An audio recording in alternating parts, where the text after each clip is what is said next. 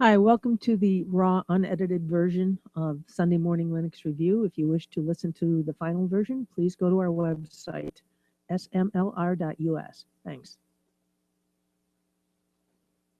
Okay, I'm getting better at saying that.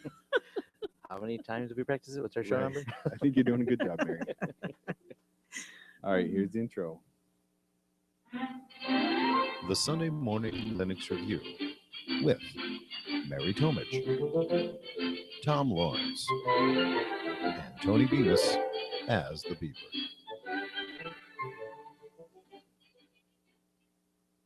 And this is episode 166. Uptime. Yeah, And who are we? Funk. yeah. Who are we? I am Tony Bemis. Mary Tomich. And Tom Lawrence. And this is episode 166. Yeah, uptime. Uptime. Uptime. There. We're just tricking you all just to see if you're paying attention. That's We're right. switching it off. Actually, seeing if we're paying attention. Yeah, I think we're not paying attention. All right. That's what happens when we get up this early. That's right. Of course, Tony, we've been doing it for years. Yeah, you know, I've been doing it for over 4 years. Yeah. And in January 1st will be your 4-year Mhm. anniversary. Yeah. So, and Wow. Tom, you've been hanging in there. Hanging Well, you're there. a morning person, aren't you? I am Kinda? a morning person. Yeah. I'm up at 5 every morning. So Even yeah, Sundays. this is what Right. happens. This is what happens. You get 3 morning people together. Yeah. Are you a morning person, Tony? Kinda. More you- than anybody else in my family. Okay. But, All right. But where's that bar But at? not by default. right. All right. All right. Well, cool. I guess we probably should catch up. Yeah. So what have you guys been doing the last couple weeks? Well, I'll just quickly go first. Let's see. I upgraded my, or actually, it kind of just happened. I had to accept it, but my phone, not my phone, but my Google Nexus tablet got upgraded to Marshmallow. Yay. So yeah, so I was kind of pleased to see that. I like marshmallow. Yeah, I've noticed it's stuff's faster. It just seems they must have tweaked something because Yes. things are a little faster, and that's kind of nice. Better battery life, too. Yeah. Oh, that's good. That's good. Let's see, what else did I do? Oh, and yesterday I decided, because I thought, oh, this will be fun to talk about if it goes all right. I upgraded my workstation at home to Kubuntu 15.10. Yeah. Yeah, and the installer or the upgrader hung at 70%. It just hung there, and then I had gotten a couple little error messages, but I ignored them because I thought I'm not going to be able to fix that. But and so then once it hung, I killed it, and then that killed the Plasma desktop, or some underpinning of it, and I then ended it. It kind of restarted on its own because KDE is getting better at that. And so then I thought, well, I'm hosed if I reboot. So, but things are still kind of working now. Oh yeah. So I got all my stuff done, and then I just decided to go in and do some apt-get work and depackage. I had to go in and do that, and I just worked on that a couple times. Got because again, everything had been downloaded, and 70% of the updates had been installed. So it's not like it was a complete mess, just a partial mess. And then once I did that a few times and everything looked up to date, then I rebooted, and it was all right. The in times like that, I've had something similar to that happen with me. Apt-get install -f really fixes most of the Okay. problems. Yeah. Yeah, because that -f is fixed, and so it Yeah. goes through. And Oh, I always thought it was check. force. Like you're Oh. gonna do it. Well, and what it really does I is gotta pay more attention to those switches. Yeah. whenever I'm setting up a new system, there's always a couple dependencies you're missing. Mhm. So you'll do a depackage for something not in the repository, you do a depackage install, and then you just right away, Mhm. because it's going to fail. And I let it fail. And this is one of the things I've loved. This is what sold me on Debian, because this feature's been there for so long. It has unmet dependencies. And when I was in the Red Hat world, that became a problem. This is Mhm. before Yum, because I switched like 15 years ago. And but you just go apt-get-f and boom, finishes it all for you. It goes, Mhm. hey, look, there's all these things. It wants to install this, but there's all these things you're missing. Let me go get them all and put them in there for you. Yeah. And I love that about Debian. Yeah. And, Debian. Yeah. It's been 2 weeks. Sorry. yeah, we'll have something in the listener feedback. No, a little bit, but I corrected myself. hey, that's all right though. It's one of those, one of your endearing qualities, Tom. But anyway, so and that's what I like about Debian. But just kidding. Is that you kind of can work your way out of a problem when Yes. you're upgrading. And so the final analysis is that my system is upgraded, and that new version has fixed. There was this little graphic issue I had. If I was trying to switch between windows, you kind of do a alt tab. Yeah. It would flicker, and it just didn't look right. And then when I got to the window I wanted up on my screen to have the focus, it wasn't all painting properly. That appears to be fixed. So clearly they had some little bug. Nice. And so it's fixed. So I did that. I also I'm kind of excited about the possibility of a Southeastern Michigan BSD user group forming. Oh yeah. Yeah. So Michael Lucas is he kind of sent some feelers out on Google Plus about that, and seemed to be a pretty good response. So I responded and said, yeah, I'm interested. So kind of did that. I'd be interested. Yeah. Well, Yeah, because cool. you've got one foot in that area anyway. It's my people. Yeah. If you're using open source, we can talk. Mm-hmm. Yep. Yeah. Yeah, exactly. And then I went to that beer thing yesterday, the 8 Degrees of Plato Beer Company in Ferndale, I which see is a pictures. suburb. That looks awesome. Yeah, so for people who don't live in this area, Ferndale is a cool little quirky suburb just north of Detroit. And I walked in there saying, I'm only going on a fact-finding mission to see what they have. And then I walked out with beer. So I tell you what, they got some good stuff in there. That's So, awesome. Yeah. So anyway, so that's what I did. Cool. Oh, and then Halloween, of course. And Halloween. I Yeah. put a sign on my door at 4:30 in the afternoon, out of candy. Did you really? No, I'm kidding. It just sounded good. But no, I had a party. I hosted a murder mystery party, Psycho Circus. Cool. I had to play 3 characters because somebody backed out and didn't was unable to make it. I can play 2 characters, and that's all right. But Third, you start. yeah, and I thought, well, I'm not going to be able to solve this because I set it up so that I didn't know who did the killing. And at the very end, the clown blurted it out. I wanted to slap him. I think he was tired or had too much to drink. I'm not sure. I'm done. This is the person. This is it. Yeah. That's So anyway, but yeah, so that's kind of my week. Yeah, cool.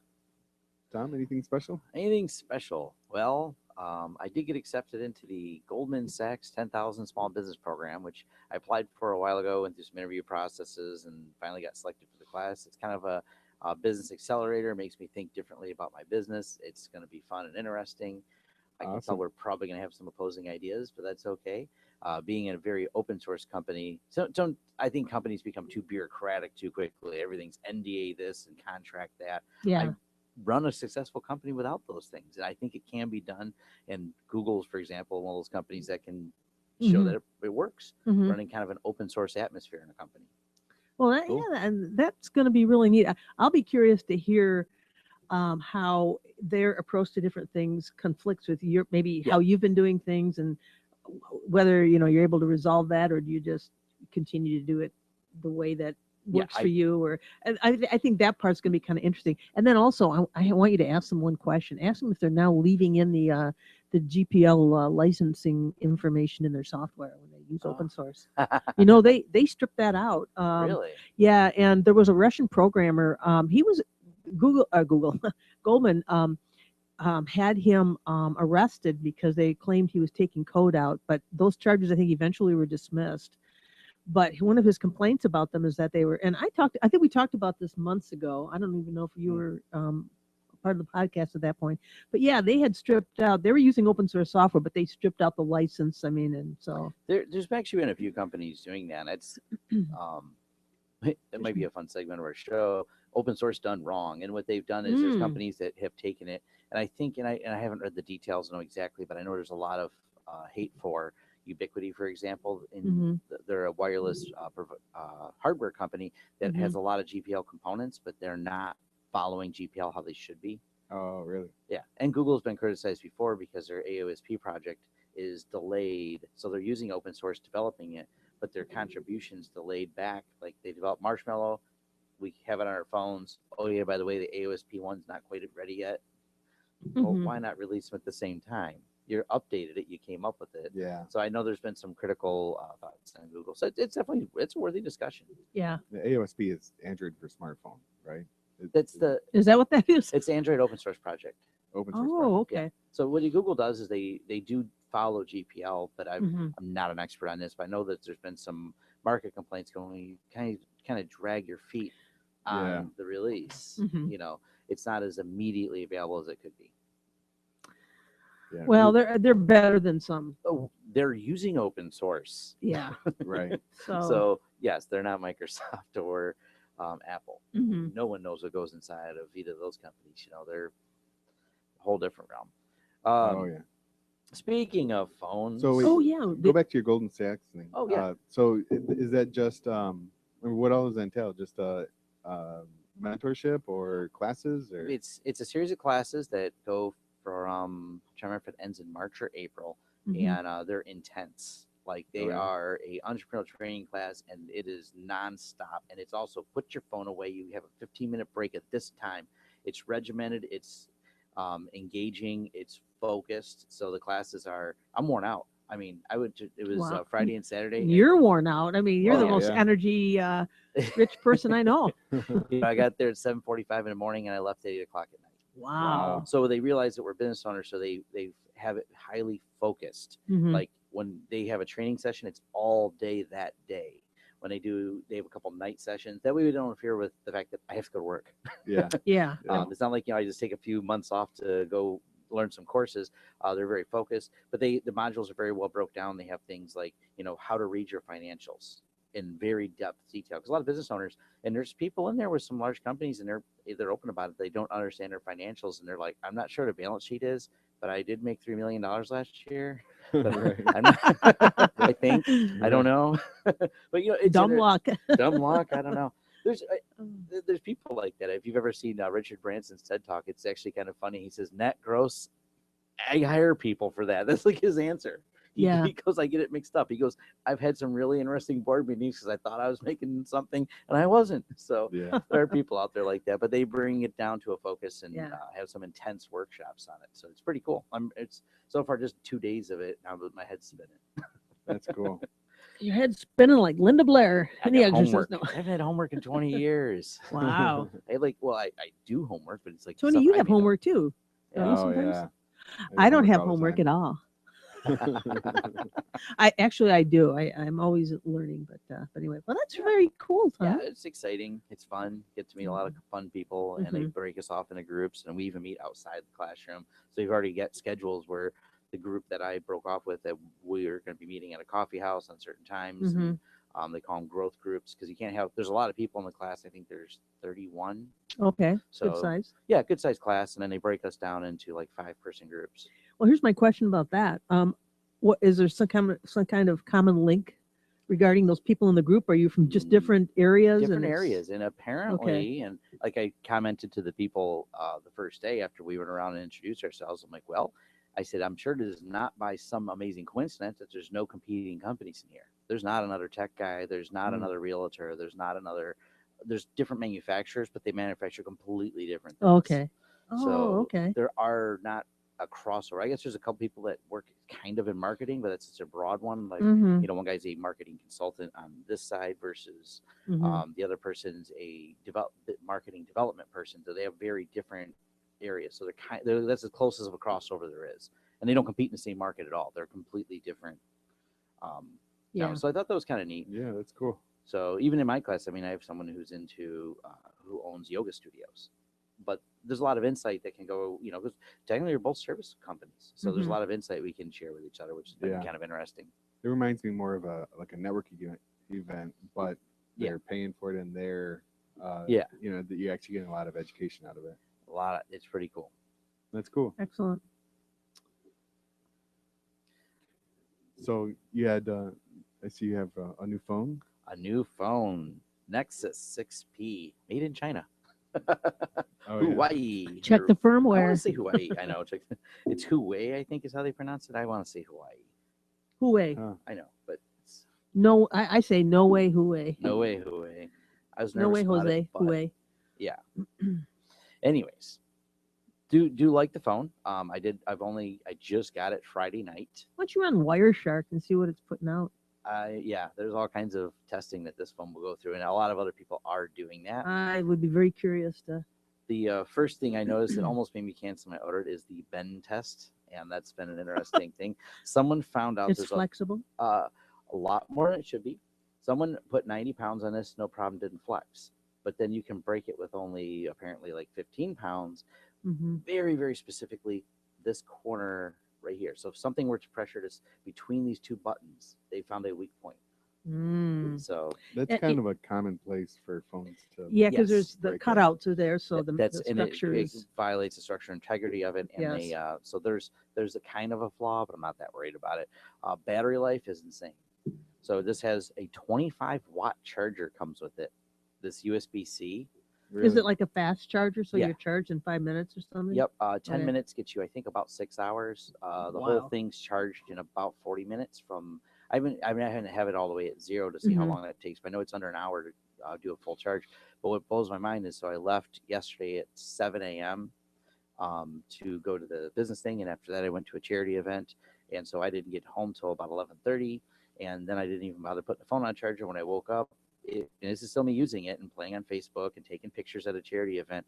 Battery life 46% after All that. 22 hours, and me using it, not just sitting Wow. around.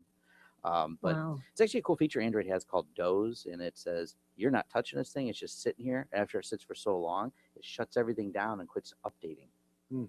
And you Okay. you got Marshmallow on your Mhm. tablet, same thing. So Mhm. that's one of the features. Got a lot of our cool stuff. I'm gonna actually put together a full review. On final note, because I could talk about this for a long time, but I'm actually gonna put a review together so I can have something more concise. Oh, I'm also on Google Fi, the new Google Fi network. Look it up. That's the cool part. Yeah, that's the part that really interested me. My phone bill is now $33.37 Wait. per month. And it went from what? I think Verizon is a little over 100 because they have a couple phones. I on tell you there. what, those phone companies, wireless companies, are going to be. This is a rude awakening for them. The way Yeah. Google did this is very clever. The Wi-Fi calling, Yeah. the data, and everything else. So it's really cool plan. All the Google plans are all documented on just Google Fi. You'll have all the details. Can you take that to Europe and call from Europe Yes, on you wire can. via the wireless? Yes, they piece have of a it. lot of features for that, and they have Mhm. very aggressive international calling on this. This is no problem with international calling. It's all part of the Fi app that's on the phone. Mhm. So Nice. it's really neat. They actually break all that down in there for international rates. Like I said, I'm gonna put together some in-depth stuff because I didn't even know. I didn't hear mentioned before when I've been looking at reviews. It automatically VPNs. What that means is if I connect to a public open wireless, Google says, you've connected to this open spot. We're going to go ahead and bridge a VPN for you. I don't know exactly how all the details that work. I just noticed when I was at the charity event last night, it automatically did that for me. And I'm like, oh, that's kind of cool. But if you're connected to your Yeah. own Wi-Fi, It just works normal. it just does not. Okay. So Wow. that's pretty neat. Yeah. I'm gonna have to really get in depth on the features. But my initial review from using this phone from Friday night until today is I'm thrilled with it. Mm-hmm. In fact, they've only plugged it in twice to charge it in a couple days, and it's like at 99% right now. As I got it off the charger, I got up this morning, looked at it, said I can't believe it's still at 40-something% after 22 hours of use, and plugged it back in. And then That's pretty eventually you'll get a case for it. I got one on order, so they were supposed to not ship this till the end of November, and I was waiting for more cases to come out. One I liked. Well, there's still very few cases out now. I'm like, oh crap! They just sent me a notice like your phone will be here tomorrow, and I'm like, I'm excited, but then I had to scramble to find a case, and the phone beat the case because the case won't be here till Monday. Oh yeah. And I'm like, I'm not gonna not use it. Right. No. I ported my phone number over. Google makes it awesome. Mm. So when you sign up for Google Fi, because there's a waiting list, you can pre-port your number, and the day you activate Fi, it switched like right then, immediately. Wow, No nice. delay, no nothing. You just give them your account number and what are the relevant information for your previous provider. Yeah. They make it happen. Nice. That's And- nice. Yeah. Yeah, I didn't call anyone. I didn't talk to anyone at Verizon. I didn't talk to anyone at Google. I just plugged the card in. It says, "Would you like to finish porting your number over?" Yep. And then and it says porting over, and it says can take 1 to 2 days. And then like less than 10 minutes after I said yes, it just did it. Hmm. And it let me know. And I looked at my wife. I'm like, call my phone. And then this one rang, and the other one's still sitting on the couch. So I'm like, yay! Yeah. That's very cool. Nice. Final thing is, I did I got to finish some details of it and publish it on YouTube. But I did a review of the KMI money software and how I do my accounting. Yeah, that's right. You were looking into So that. much redacting. That's the biggest part. Is not that I don't want to show people, but it's all my account numbers show up everywhere.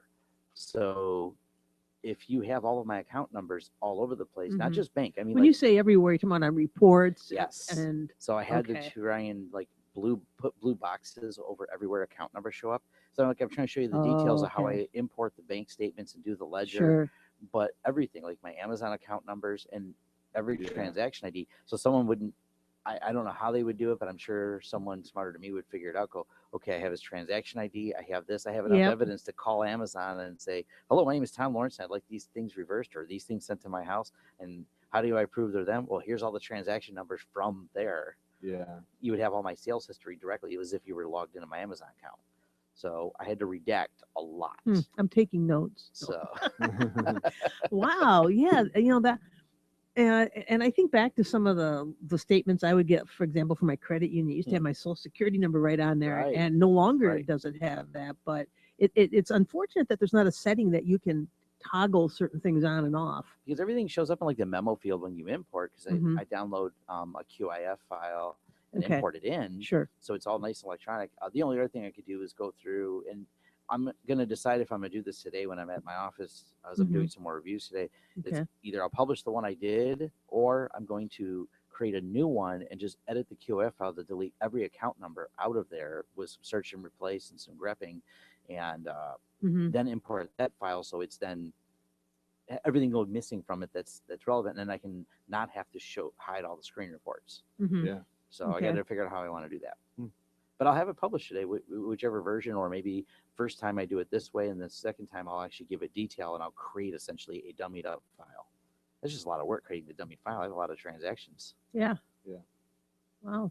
Well, that'll be interesting to watch once you get that thing up and running. Yeah, and that's I'm showing a procedural thing of how I do my imports for bank statements, but it's how anyone in KMI Money works well for personal finance as well as business. You know, it's got a really good templates. It has a ton of investment management that I don't use.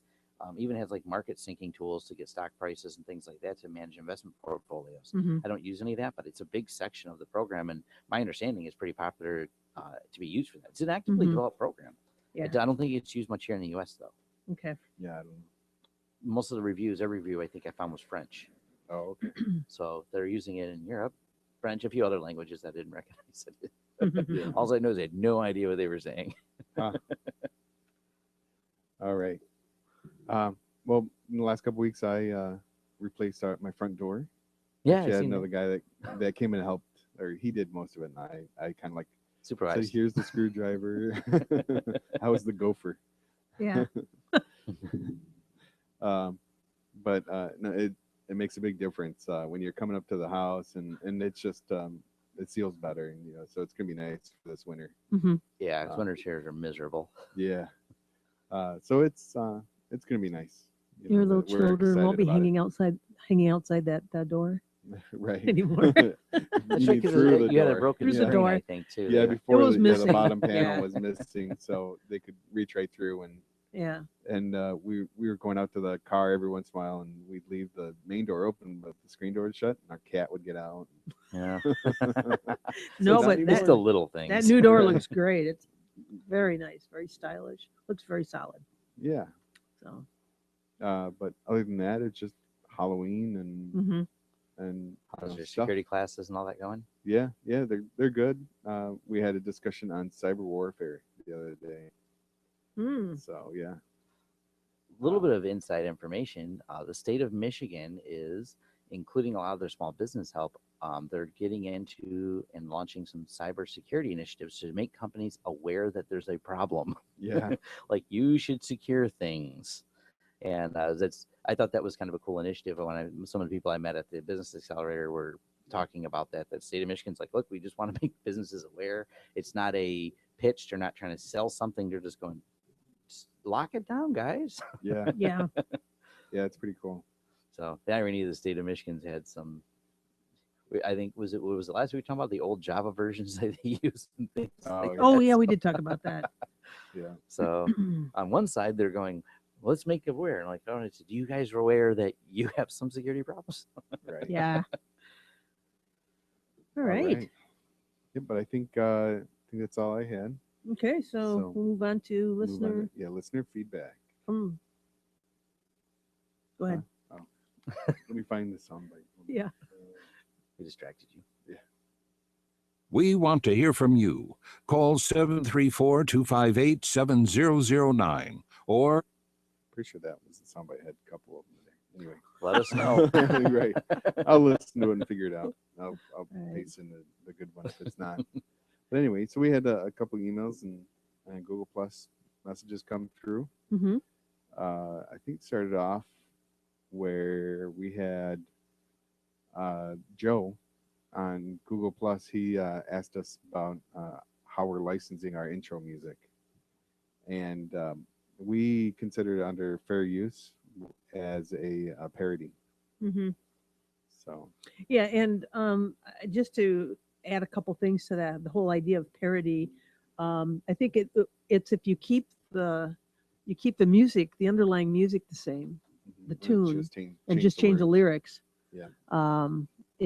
It's considered parody, and plus we're not charging for it. Right. So Yeah, we're not making any money off Not of it. making We're any not trying money. to Yeah, degrade the original work. yeah. And it happens to be called The Toy Parade. Was the name of the song. Oh yeah. Yeah, that's the trivia I learned.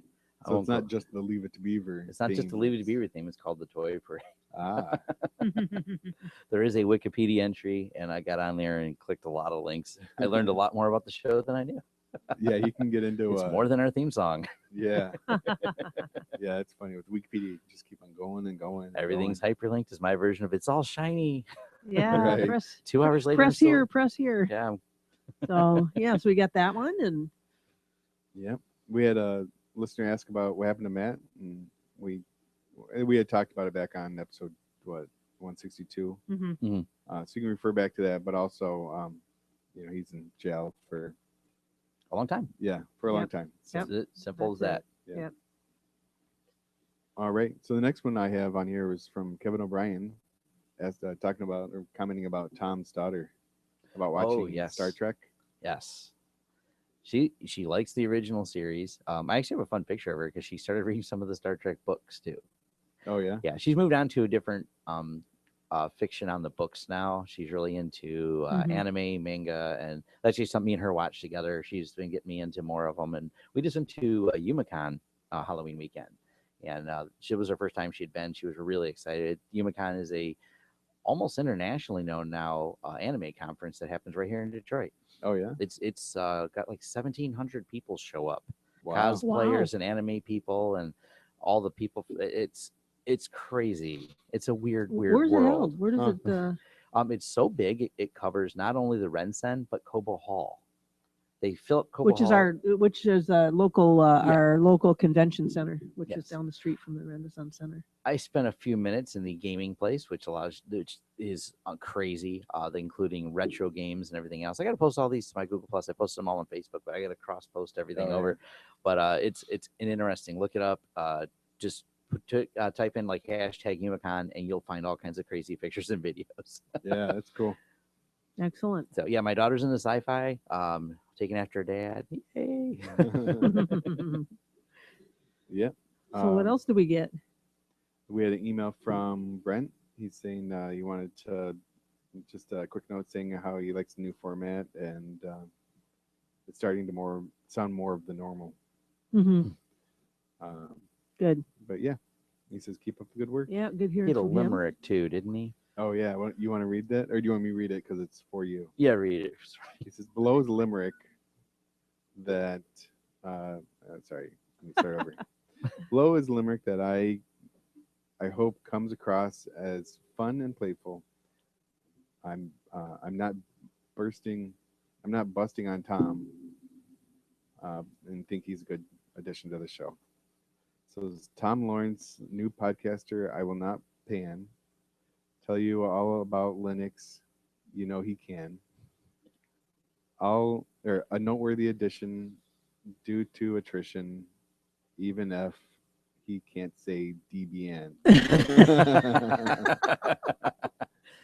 I'm working on it. Yeah. 4 years into the show, I might say it right. Yeah. No, you actually did a couple times today already. All right. So we know you're working it I'm in. working it Yeah. in. Debian. All right. Yeah, I laughed when I read that. That was a great little limerick. Yeah. Pretty cool. Thank you, Brent. Yeah. All right. Yeah. The other thing that it's not listener feedback, but kind of news about our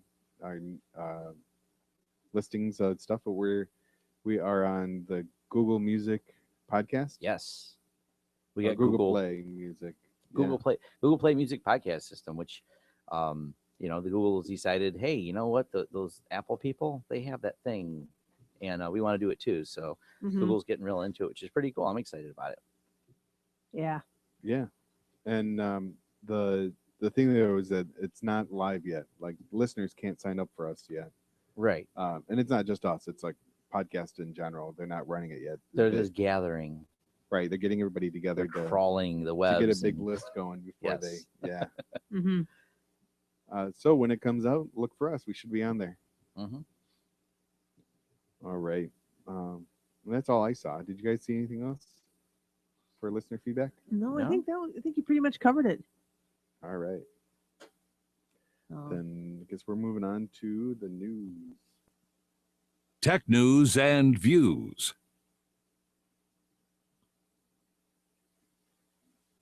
And what do you guys have for news?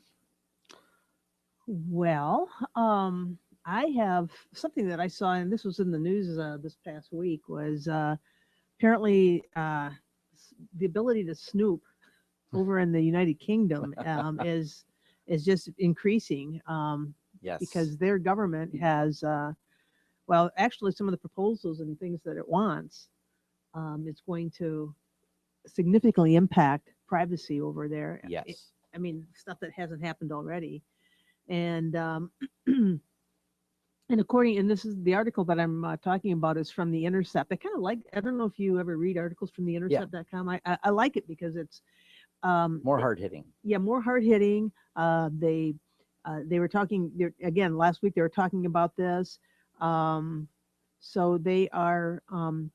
They said the newly unveiled text of what critics are calling a proposed snoopers charter would explicitly authorize the bulk collection of domestic data, require telecommunications companies to store records of websites visited by every citizen for 12 months for access by the government, approve government's right to hack into and bug computers and phones, severely restrict the ability of citizens to raise questions about secret surveillance warrants or evidence obtained through bulk surveillance presented in court, and oblige companies to assist in bypassing encryption. Really? Yeah. So it's just, I've always said technology is going to make us slaves. Yeah. Which is why I'm going back to a flip phone.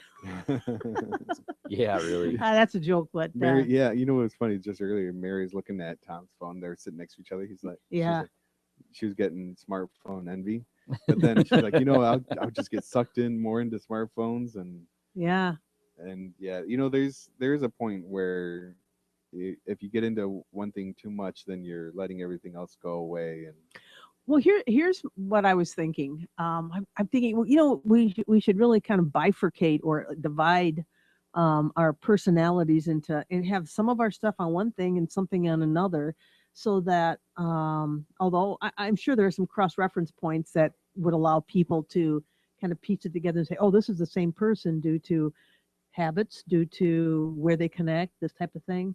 They've already actually solved a lot of let me think.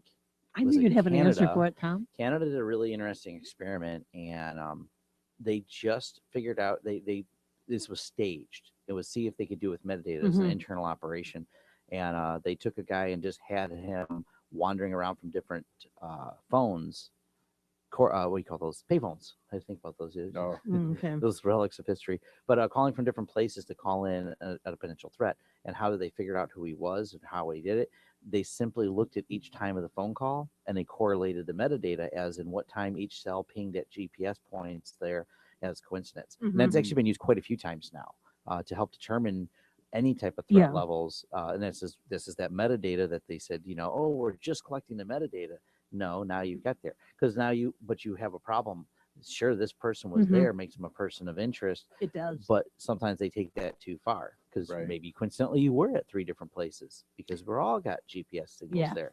Well, and just to continue on about this news article, I mean, what the government's saying, the British government is saying, well, we're still going to need, we still will need a court order in order to access specific information. It's just that wow, that's it. I mean, can you really trust Right. government? I No, don't know. if they're collecting it, then they're gonna access it anyway. No Sure. matter. Yeah, that's what's scary about it. So, the article goes on to talk about aside from the obvious downsides, there are other downsides because it's going to hurt businesses over there, create new vulnerabilities for criminals to attack, and ride roughshod over the right to privacy. So, anyway, and plus, like their counterparts here in the U.S., British citizens are not confident that the government will protect all that new data it will now be entitled to.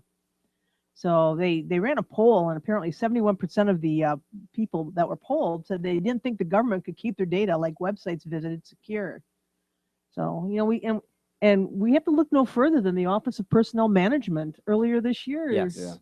Yeah. They were hacked here in this country, and a lot of personnel records were accessed. And by the way, too, I know we touched briefly on the Norse attack map, Yes. which I always like to watch. And I can't remember, did I mention that there seems to be a lot of attacks going into St. Louis, Missouri? And did I mention that that's where the military personnel center keeps all its records? Oh, that's interesting. Yeah. So I just wanted to kind of, because somebody had asked that question, and I didn't piece that together, but then I thought about it later and then realized, well, yeah, I was in the Air Force. I remember that's where my records went. So anyway. And my stepson's a Marine, and he just got his letter. His letter from the OPM. For OPM. It took that long to get a stupid letter to him. You know, Well, wow. they had another set of letters go out. yeah. Like Then a third set or something. yeah. So he was the first posting two on Facebook post and office ranting. didn't deliver the first two. No. Right. Got lost in the mail. Oh, Yeah. That's a joke. I Yeah. like my letter carrier. She's good. No, he posted on Facebook and was ranting about it. Mm. This is what happens when you work the government. Thanks. Yeah. All right, they just made a note in his dossier. Yeah. All right. So anyway, that was a news item that really kind of caught my eye. And then as kind of an adjunct to this or related to this, there was one little mention by I think it was the Federal Communications Commission that they aren't able to prevent Google, or not Google, but just companies from tracking you across the the do not track Yeah. setting in your browser. Well, apparently the FCC is not able to force companies to honor that. So, and that kind of makes sense. I mean, Yeah. because we've got people who cry about government intrusion, and that would be government intrusion, I guess, wouldn't it? Having the Yeah.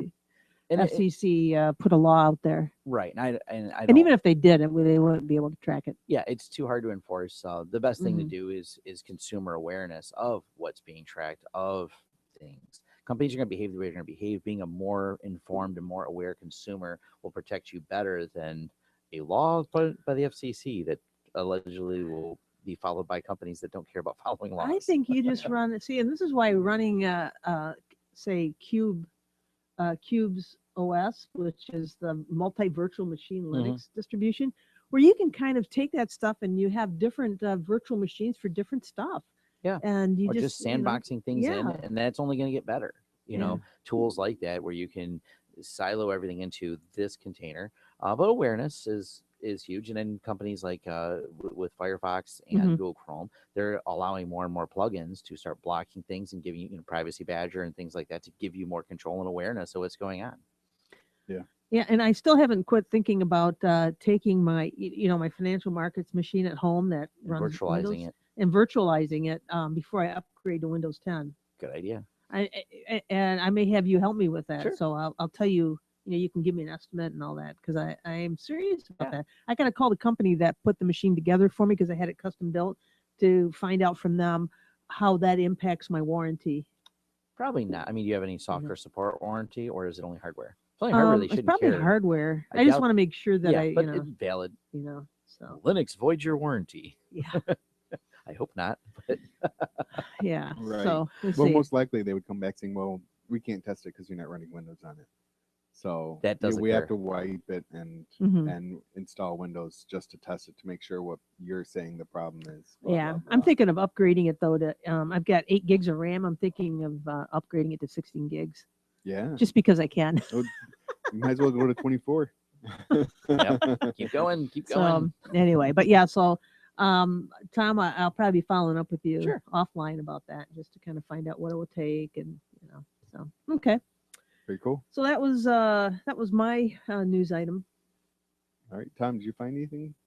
Found a few things. So I like this a lot. It's a Network World article. Nearly 1,700 students in a study of 9 colleges found that open source textbooks, or as they're called, are open educational resources, OERs in academic lingo, found students learn the same amount or more from the free books on across many subjects. And the University of Minnesota has a whole study they published on this, and it's a hopefully an open trend for things like MIT's OpenCourseWare and some of these other companies that are Who setting the published bar that for study? this. This was University of Minnesota published Okay. a study. I thought You you can put the said link. I thought you said Minnesota. Minnesota. Sorry if No, you have no. any Minnesota Hey, listeners. that's a Tomism. Yeah, it's not. I say words wrong. I'll make up how they're pronounced. Oh, I don't use that word a lot. I'm just giving you a hard time. But I like the concept a lot because textbooks, I got 2 Mhm. stepdaughters in college, and that's a stupid Oh my. expensive. Oh, Yeah, the books it's are a so- racket. It is a racket. Yes. It is a racket. And I have a publishing company as a client, and we've had long talks about what a racket that is and how crazy of a world the textbook is. Mhm. You know, even the answers are supposed to be in one of her books, Mhm. and she orders the book, and there's a page, and all the pages are torn out because they're like the tear out answer sheets in her book. She was so angry. She got the book, she opened it up, the answers are torn out, and there's a sheet in there to go to the website and buy those pages back after What? she paid a lot for the book. Now, here's the thing. In the write-up, when she was considering the purchase, does Mhm. it say that, hey, we've torn the answers out, and if you want It those, does you got. not. See, She's fighting with them on it right now. she should What's I that big have her company go that to ships Judge the Judy. books? She should go to Judge Judy. Yes. I told her to raise more of a No, ruckus on seriously, it, though. and she just goes, "I just want to get out of nursing school. I just Well, want to finish." Yeah. Yeah, where's she going to school again? University of Toledo. Okay, she should. That is almost bait and switch. It really is. That's not Yeah, right. and really, the instructor needs to look into it and say, Mhm. we're not using this book, Yeah. and use a different one. That's part of the problem too. I've learned is that teachers are just everyone uses this exact book from this exact company. Mhm. Here's your order form. It's very Okay. That's part of the problem. Yeah. Yeah, and if you don't do it, then we're going back to using leeches. Yeah. Get it? All the other books show leeches. This one doesn't. Right. All right. So, nonetheless, I like Alright. the concept. I love it. The reality is, and my daughter is a little bit of a throwback exception because she likes physical books, but I don't have a problem myself with Mhm. digital reading. And I think that's probably a better idea for a college student who wants to carry a whole bag full of books. Just open a laptop and have a digital copy of all of it. And why not Right. make that digital Yeah. copy free for learning? It's not like they're not paying a lot to be there at the school. So, Mhm. Yeah, even that, or even the digital copy. Like if you get it on Kindle, it's like $2 less than what the full Physical. physical is. That is That- a rip off. yeah. I mean, I understand there's a back end that they have to run servers and stuff, Oh. but still, it's You know, Text And my Yeah. Python, Text that little Python. compresses good. Yeah. exactly. My Python course I took, I took a little Python Mhm. course at Coursera earlier in the year, and the book that came with it was written by the instructor, and it was free. Yeah. And so that's all I got to say. No, I like it as a concept. And I forgot everything I learned. I'm open. Yeah. You got those two same course. No, I got to go back. Yeah, I got to go back and take it again. Or no, just read my book again. So, on an exciting note in the open source world, Mhm. India adopts open source. I saw something Hmm. about that. Now, India being one of you got as far as big markets go, you have China and India. They Mhm. make up In Asia. Mhm. They make up the greatest percentage of the world in terms of population. Think Mhm. about it that way. I mean, there's 6-something billion people, and there's 1.3 billion people in India. It means 1 in 7 people. Is Indian? Think Wow. about that. Yeah. Well, I Wow. think about So- Indian food. I tell you, Yeah, Indian food Chinese sounds really food. good. and even- And there's a great place to eat over in India. Anyway, there is a there is. Debian based distro called Boss Linux, and what makes that different Oh, is it's yeah. a Indian language Linux. And so the Center for Development for Advanced Computing, CDAC, which is the Indian organization that handles this, Mhm. made some very clear statements that they're not just advocating it, they're really pushing it. It was in the middle So of they're the kind of policy. mandating it in a They're way. then? mandated Okay. essentially. So, and it's also it was a policy announced by their Ministry of Communication and Information and Technology. So Mhm. I thought that was pretty cool. They're really doing a push towards it. I know China's been pushing this way because they're scared of closed source because well they're spying on us and we're spying on them and so that kind of thing. And India's kind of got the same fears going. If it's all open source, we can kind of see what's going on. We build our government infrastructure with this because I mean, think about it. If they single platformed off Microsoft, and we've already seen Microsoft's partnerships with the NSA, including releasing bug information prior to patch to the NSA and other government entities. Mhm. That's scary to run my government on someone I'm competing in a global market with. Yes. Yeah. So I think it's a great adoption, and it's amazing. We've been talking about it a couple times in Europe, but for India, that's a huge singular market to be Yeah. moving towards that. Yeah. Cool. Netflix open source. Have you heard about this? Well, I know they run FreeBSD. They've actually because there's been some hate Oh, because of some of their tools. Is that what you're Yes. talking about? Yes, I saw that article. And Mm. I almost talked about it, It's a great read. One of the things Netflix is doing, but I knew you'd do a better job talking about it. well, they have 51 open source projects ranging from infrastructural platform components, big data tools, and deployment. And it's netflix.github.io. And I gotta admit, their GitHub is beautiful.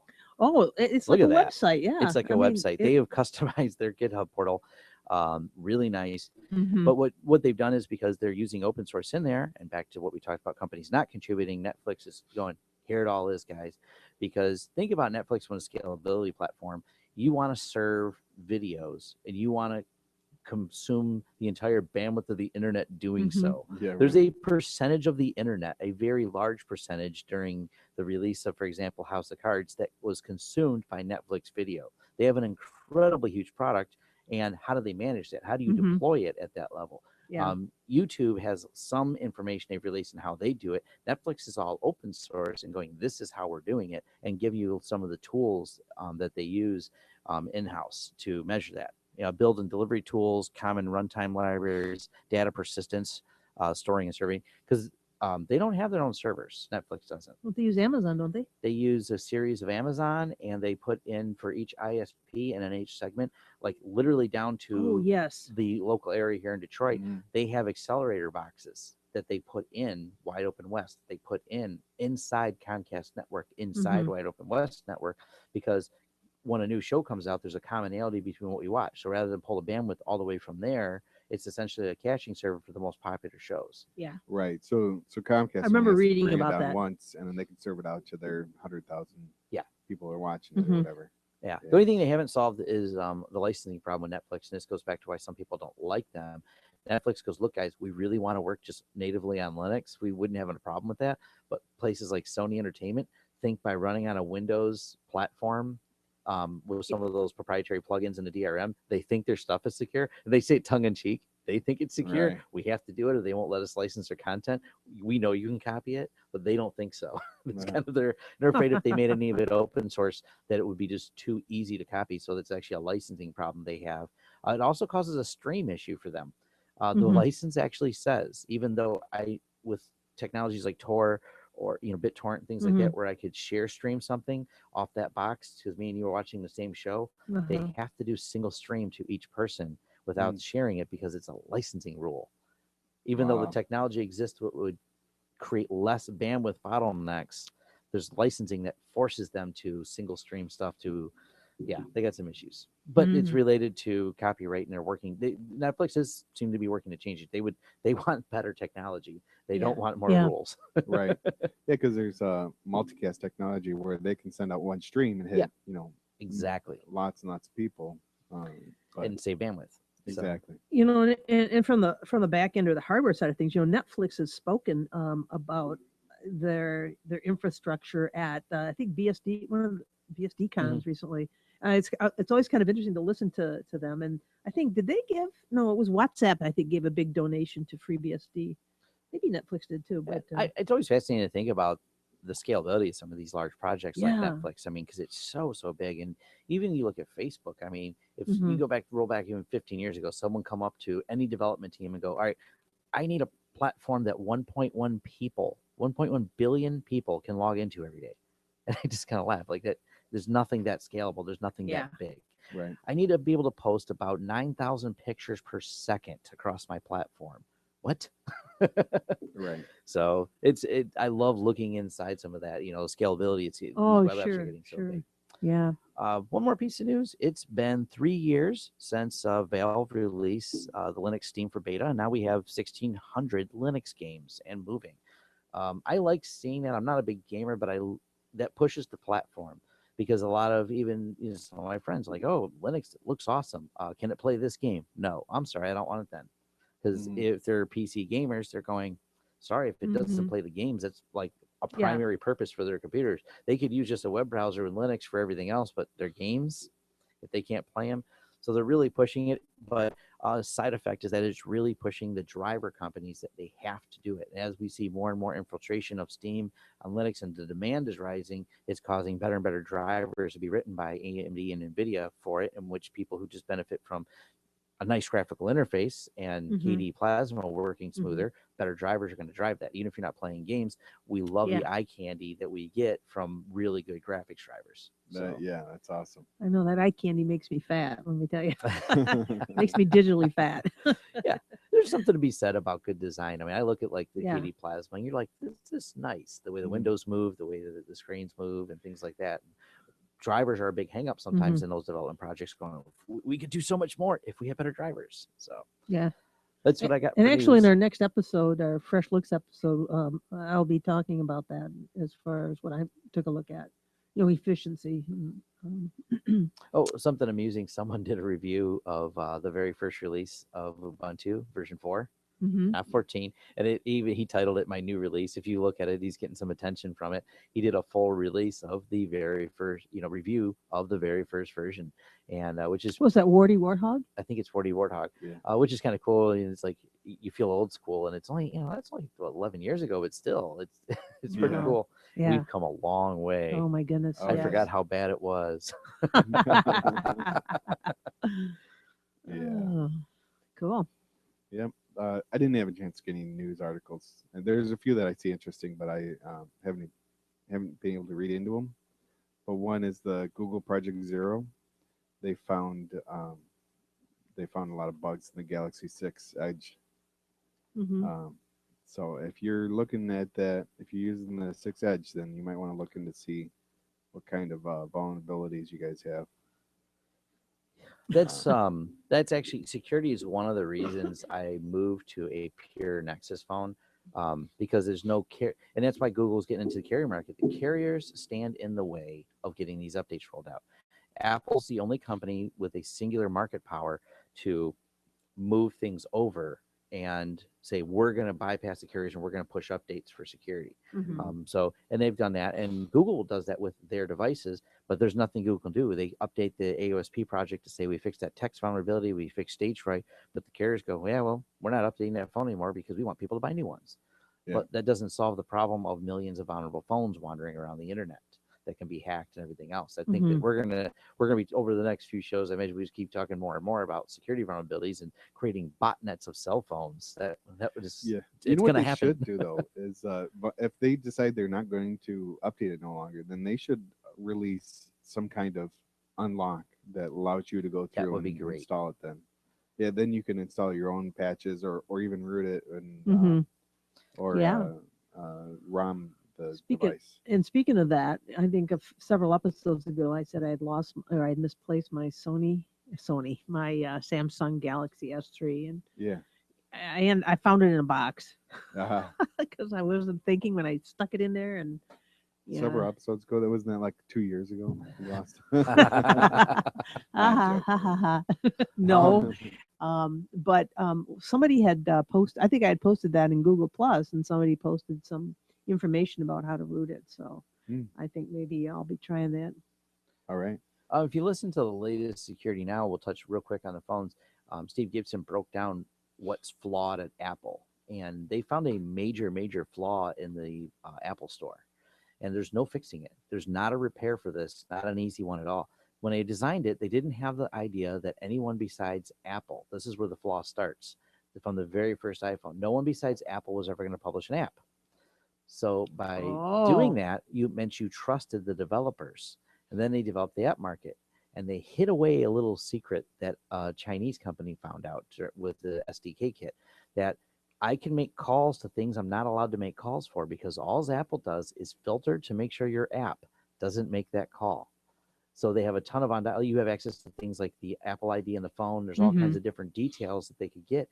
And apparently this popular advertising SDK, people were integrating in there, so their ad revenue, and had no idea that this was gathering everything from your Bluetooth device ID, everything it's not supposed to. And they did the dumbest, it's almost unbelievable how they did this. So it actually kind of essentially like grepped for the string. Like if someone makes a call to the Apple ID, block it. That sounds simple enough. Someone found out if you put it in hex code, it doesn't filter for that. Oh, geez. So that Wow. literally Yeah. security through obscurity in the most stupid way. But then when he dug further into the problem, as they banned everything that was using the SDK from the App Store, it turns out that the way they do the testing, they just basically push lots of data into an app and see if it makes those calls. Well, apps sometimes are self-aware that they're being tested and cannot make the calls and only do it under certain circumstance.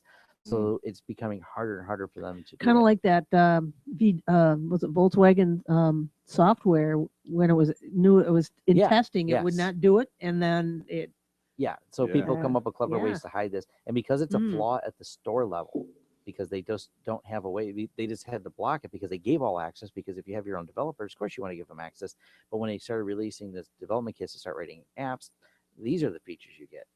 You know, you're not getting the full API spectrum, and people of course try to reverse engineer, and if you make the calls, it blocks, but there's ways around that. So they've got some solutions in place, but it does make they only know of one, but how many are out there? Yeah, really. So, and that's an interesting thought, but go open source, Apple. Yeah. Anyways, moving on. okay. Yeah. You know what we forgot to do? The hot releases, distros. Oh, Well, we'll just do it now. All right. Are we done with our news? Did you have anything else? I'm done. I think Tom's done. Yeah, I'm good. All right. I can go on forever, but I won't. Yeah, we're time constrained. We are time constrained. Coming up on our hour anyway. Yeah. So, so taking a look at and this is distro fever. Distro fever. Yeah. So I was kind of in a fever over. I'll start mine off with that. That's kind of isn't it? A frightful thought. But anyway, there were several big releases this week. Fedora released their Fedora 23 without too many delays, which is kind of impressive. And Fedora, of course, uses GNOME as its primary desktop. The one that caught my eye too was the OpenSUSE project, and they came out with a new release. It's called Leap, and it's because they have leaped over, and actually they also kind of connect their names to the Hitchhiker's Guide to the Galaxy. Oh, nice. It's like 42. Oh, level yeah. 42. I don't know, but anyway, there was Number 42. Number 42. Yeah, that was like the answer to everything. It is. It's answer to life. So they came out with 42.1.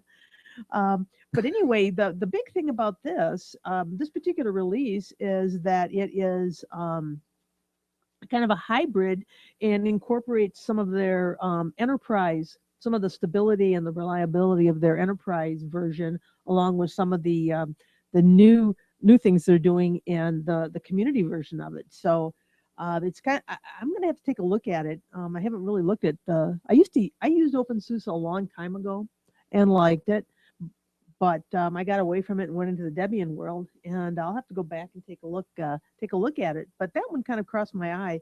The other thing too, as part of it, is this Leap version 42.1. They further developed the better FS BTRFS file system as a default option, and an XFS data file system for performance. So, and they also give you several other options, but they said the benefit of the ButterFS allows users to take advantage of Snapper. Now, Snapper, I think, is it's their snapshotting, I believe it is.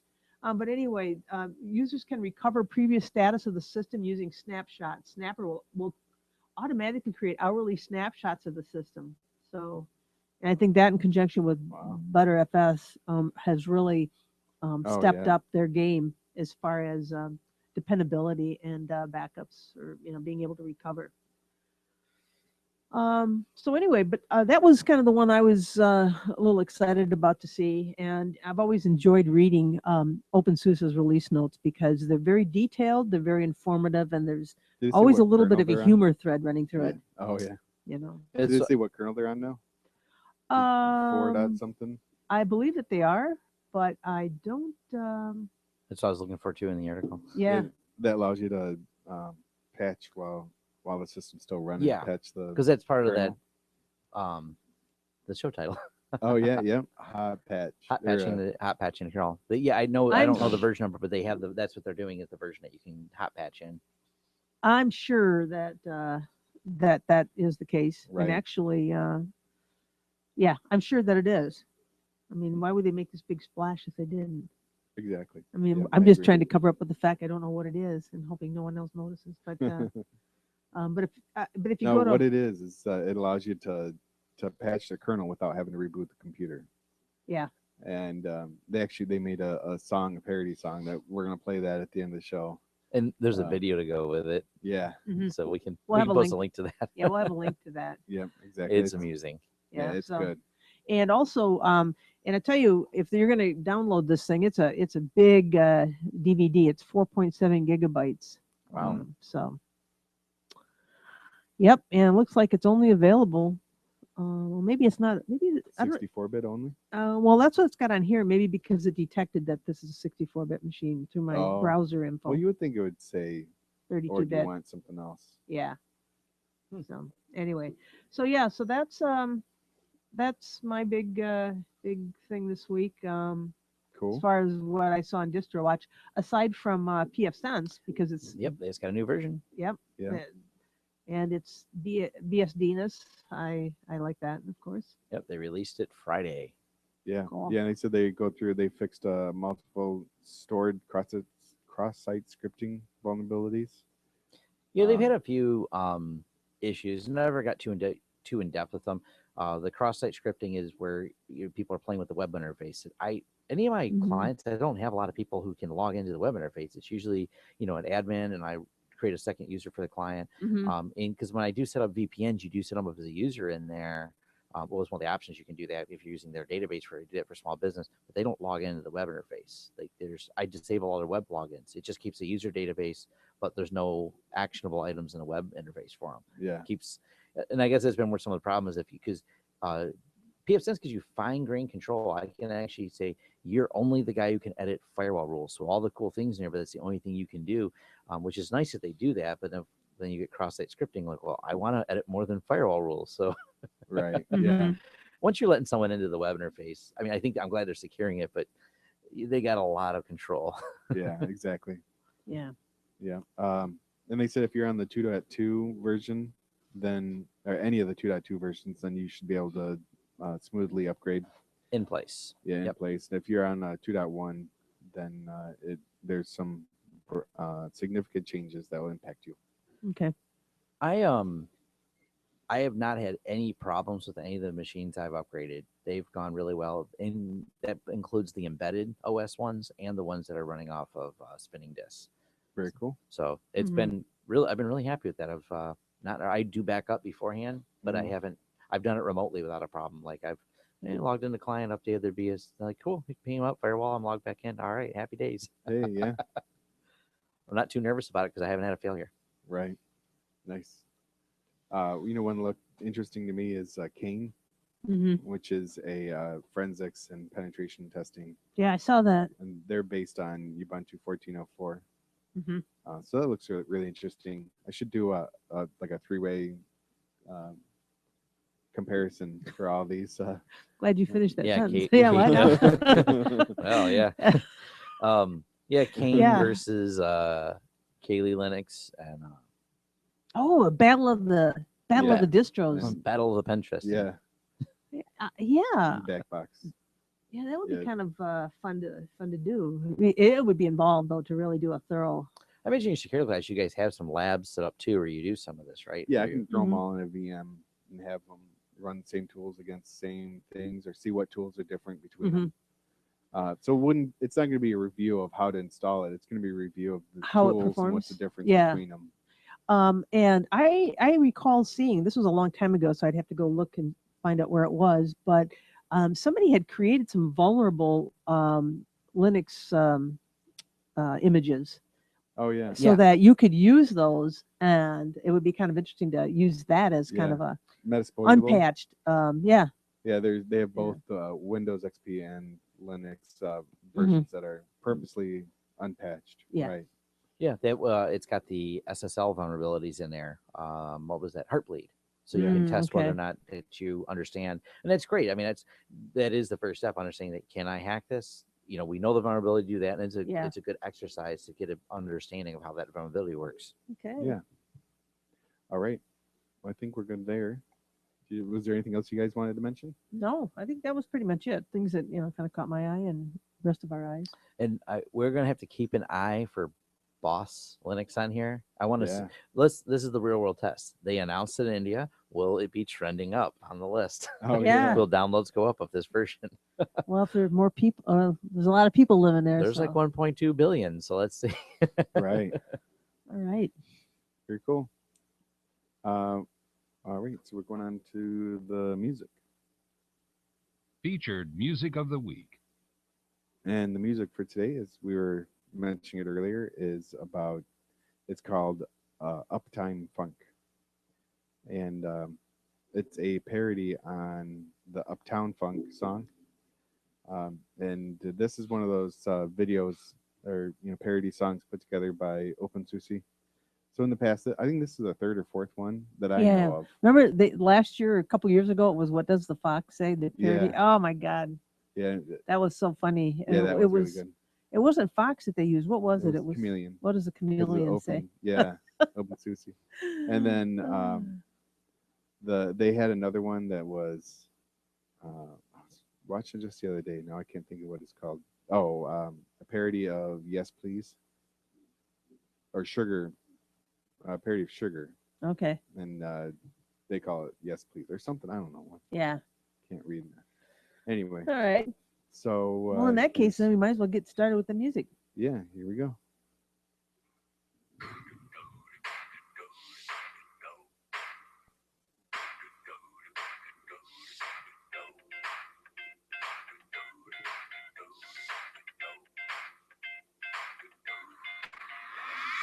This is uncontrolled, a bad look, make my system roll. This fuck and the kernel, my uptown ceases. Freaking, spazzing, my manager's mad, it ain't pretty. I need caffeine, a big screen, gotta fix the server and the chip. It's too high, hot patch. Contour boards and go a hard man. It's too high, hot patch. Make a sysadmin retirement. It's too high, hot patch. Say, holy cow, am I in the jam? It's too high, hot patch. Telling you now, it ain't funny service down. Live action, hallelujah. Live action, hallelujah. Live action, hallelujah. Cause Uptown Funk gon' give it to you. Cause Uptown Funk gon' give it to you. Cause Uptown Funk gon' give it to you. Saturday night, and it's alright. Don't reboot it, just patch. I love that. Yeah, it's really funny. It's funny. I watched this a few times when I first saw it. It's And the lyrics. yeah, the lyrics are really good. Lyrics are They great. they Very creative. they make sense too.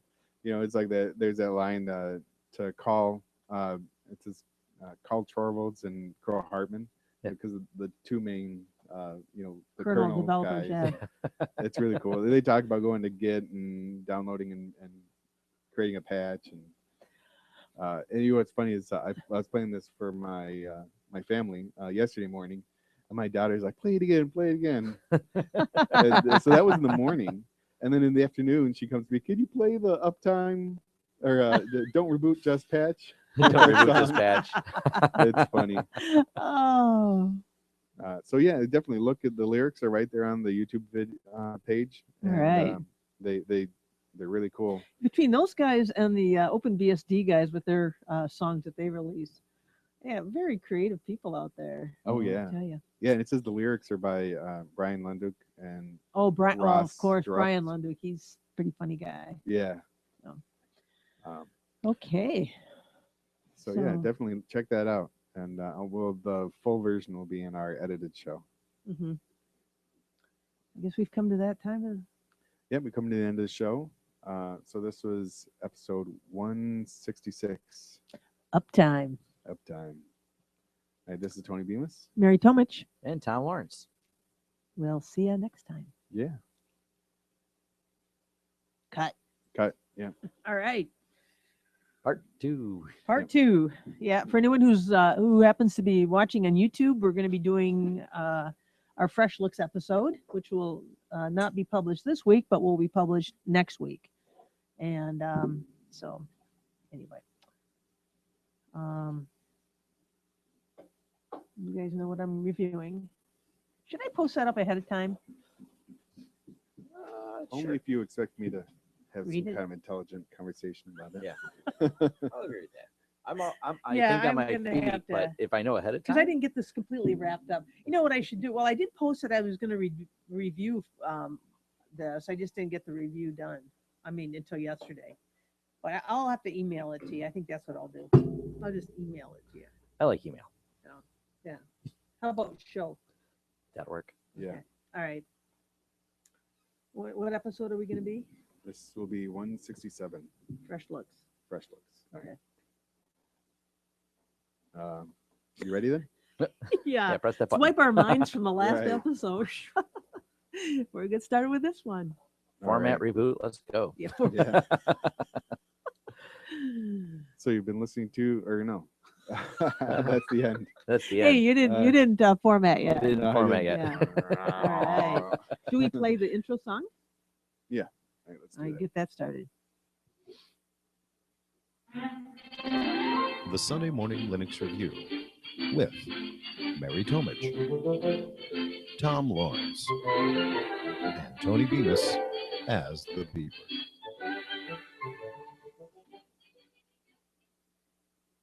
And this is Tony Bemis, Mary Tomich. And Tom Lawrence.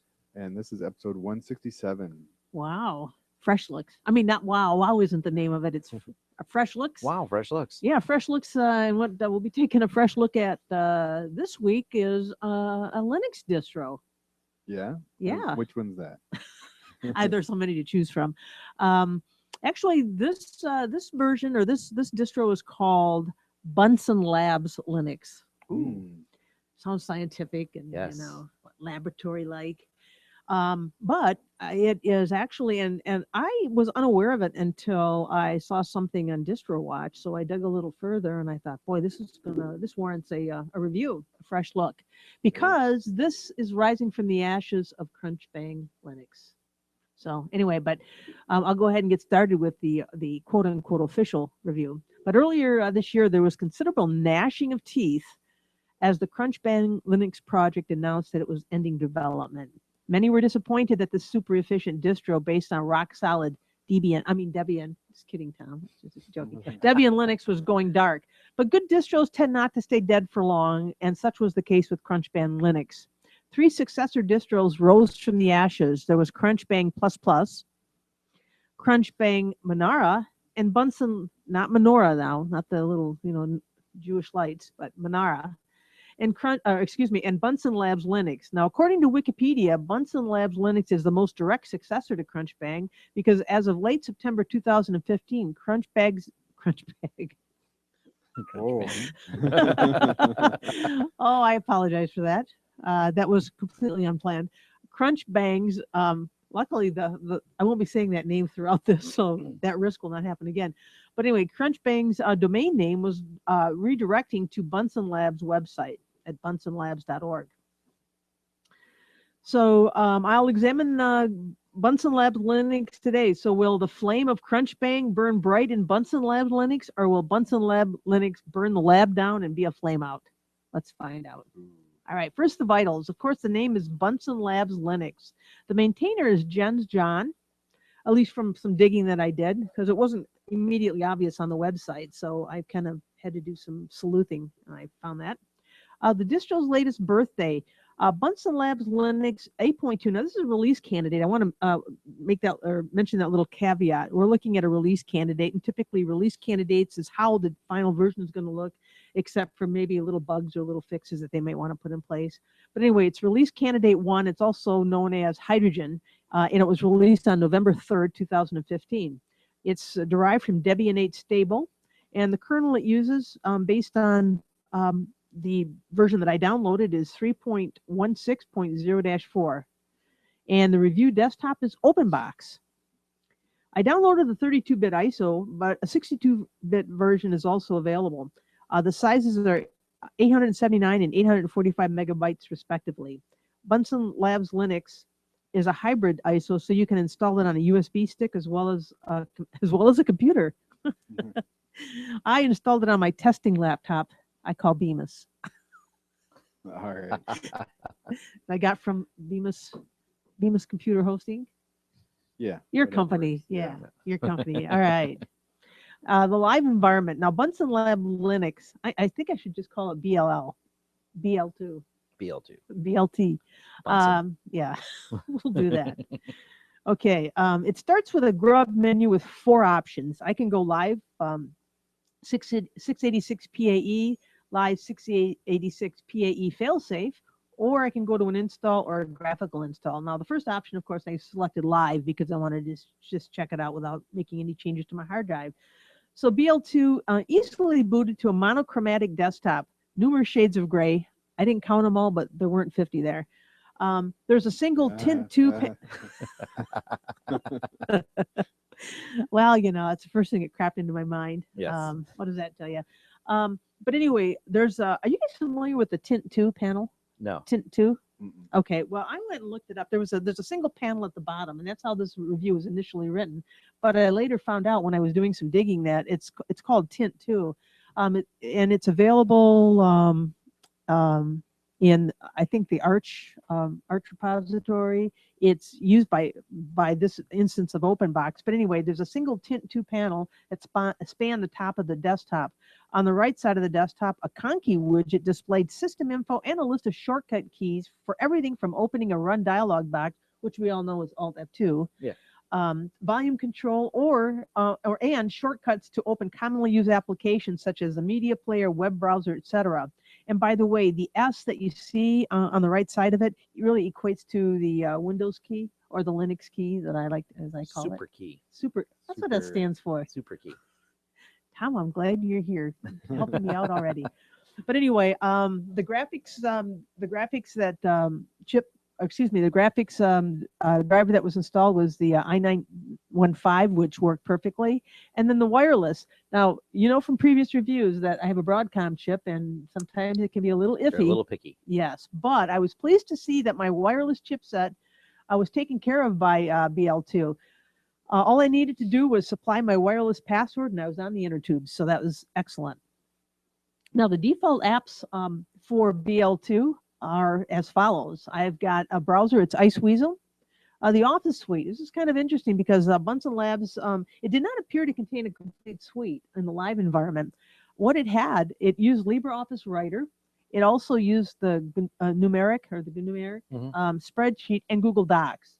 That's what it had in its Office area. I went and checked all of the various menu So categories. it just had links for Google Docs? Yeah. Oh, that's interesting. It took you to Google Docs, but it did have the numeric spreadsheet installed as well as LibreOffice Writer. So it was kind of a hybrid, if you will. Yeah, a little bit of everything in there.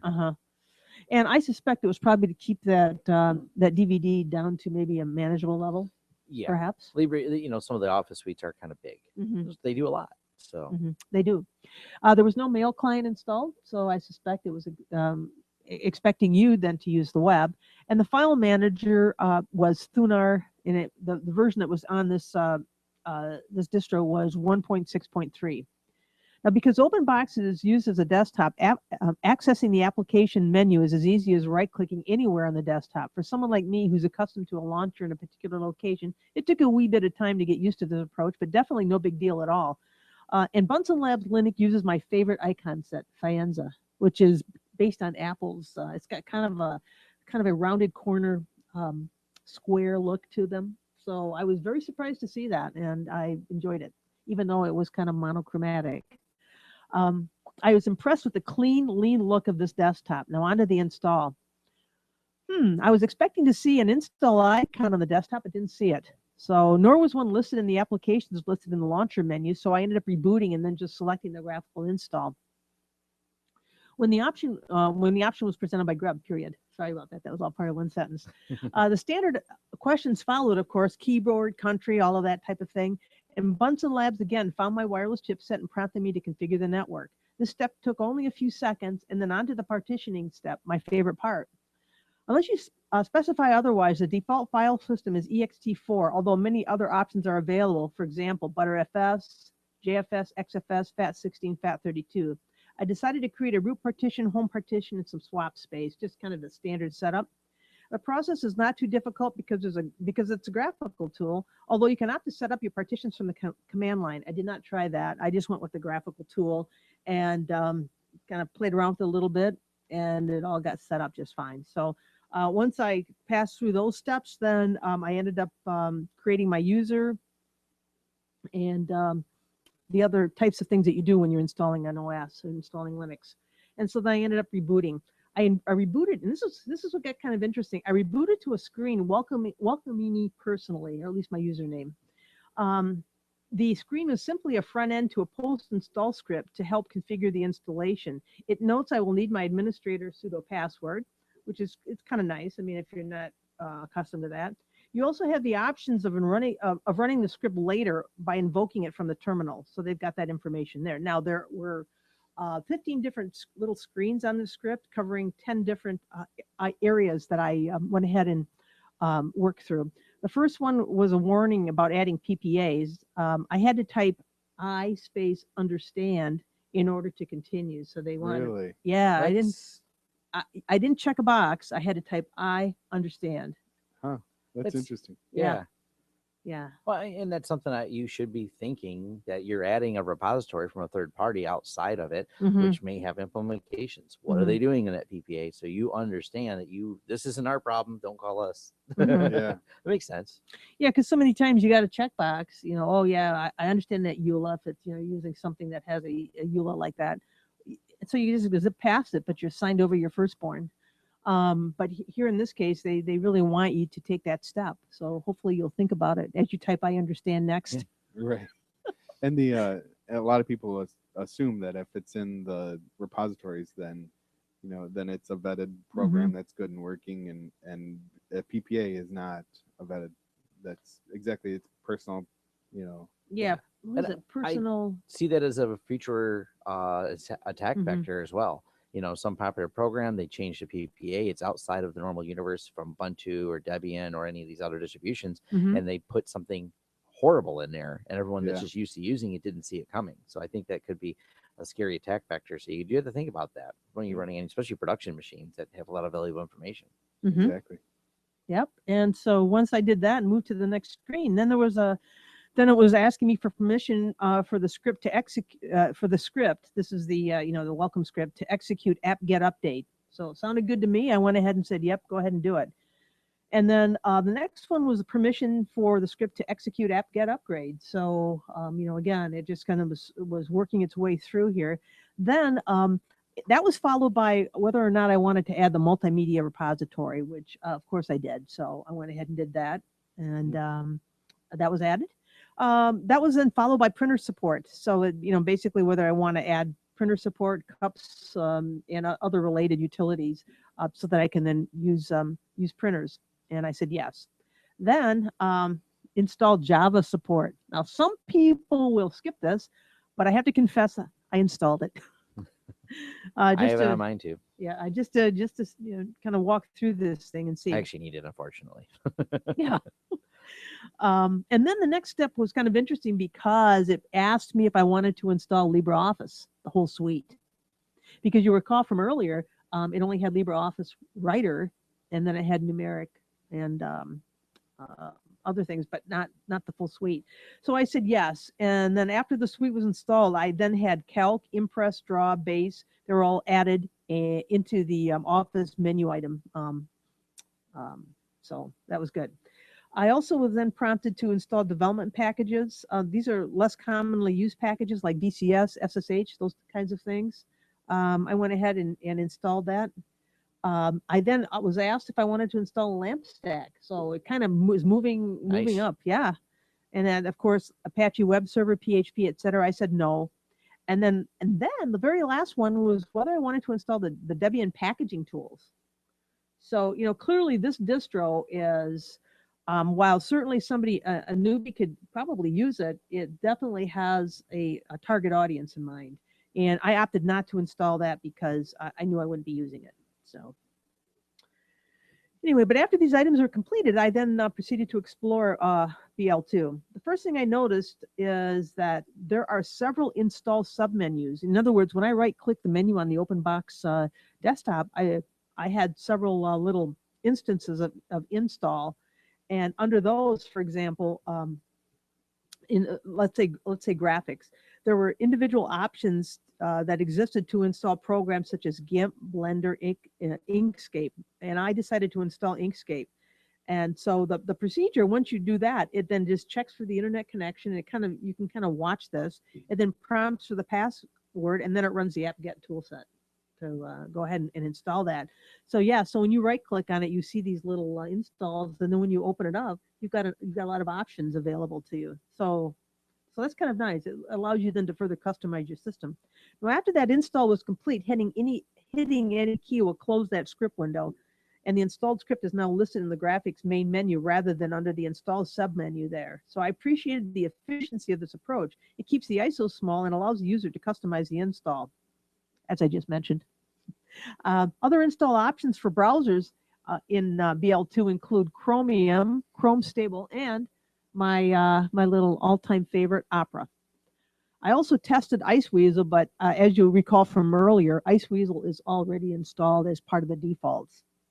By the way, too, Flash is disabled by default in Iceweasel, but for test purposes, I activated it and use it to listen to audio files. I had no problem with those, and then also no problem with YouTube either. But YouTube doesn't use Flash. It uses, I think, what does it do now? HTML5? Yeah, I'll move to HTML5. Yeah, now. so, but anyway, so I was not expecting to have any problems with YouTube either way. I also want to spend some time discussing the configuration tools that BL2 includes in its preferences menu. Now, under preferences, you're going to see you'll see an OpenBox submenu that will allow you to edit various configuration files, including the OpenBox right-click menu. The project thoughtfully includes a menu item under OpenBox, which, when open, describes how to update the right-click menu. Because when I first tried it, I didn't read the directions. Imagine that. And I was trying to add something here just to see if I could do it, and it didn't stick. So I went in and read the directions, and I'll be darned if it didn't work. Hey. Funny how that is. Am I the only one that doesn't read directions first? Directions? Yeah. There's directions. Read what manual? All right. I feel better. I feel better already. Yeah. So I didn't RTM until later, and then I did, and it worked. So Read that fine manual. yeah, RTFM. Read that fine manual. But anyway, so and then let's see here, and then the Conky submenu, because remember I mentioned that it installs with a nice Conky display on the right side. The Conky submenu lets you select from over a dozen preset Conky layouts. I tested several and they work perfectly. I had some Conky info across the top. And actually you could install a bunch of it and have it all over the place. But I decided I had it on the right by default. Then I showed it across the top. I ended up with some stuff on the left. And again, this is all going into this menu and just selecting what you want to see. And Tony, I remember you were a big Conky fan. You had like this really tricked out Conky desktop. Yeah, I was running that for a long time until when I reinstalled my laptop. I just pasting in the scripts back in place didn't do it. So I've got to go back and find the what package has to be installed to get it working right. Okay. That's what made me break it too. I used to have it and then something didn't work and I'm like, oh, well, I'll get it later. Troubleshoot it. Yeah. And then later never comes. The one I had was really cool because it just overlaid on top of your desktop. It didn't give you like a black bar on the side or something, and it had a lot of really cool info. Yeah, and that's what I think that's what this one did. And as I mentioned earlier, it just showed your system info, how much resource you were using, how much RAM, and all that kind of stuff. Yeah. And then the various hotkeys or super keys. Oh, nice. Thanks again, Tom.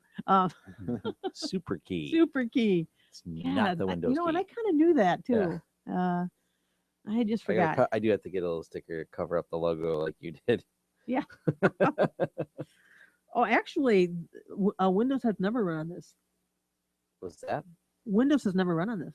That's how I most of my new computers as well. If I do buy a Mhm. new one, I don't always, but I take the hard drive out and put it on the shelf, Yeah. and I put an SSD in and load Linux. That way, when I'm done with it, usually people want Windows back on there. It's the Oh. untouched OS. I just stick the drive back in. Oh, that is interesting. Yeah. Cool. All right. Well, anyway, but on with my look at this. On with my fresh look. So let's see here. So if you want to customize Conky further, BL2 includes a Conky editor that lets you select the layout to edit. And then is it Genie or Genie? I think it's Genie. Geany, the little text editor that's GTK. It's in GNOME and others. Anyway, it opens to the chosen Conky RC file. So you also have the option of editing more than one at once, so that if you want to take maybe something from this one, maybe the first file, and add it to your second Conky file, and then use that as your default, you can do that. So it was really kind of nice. Yeah, I was impressed with the configurability of the system from this angle.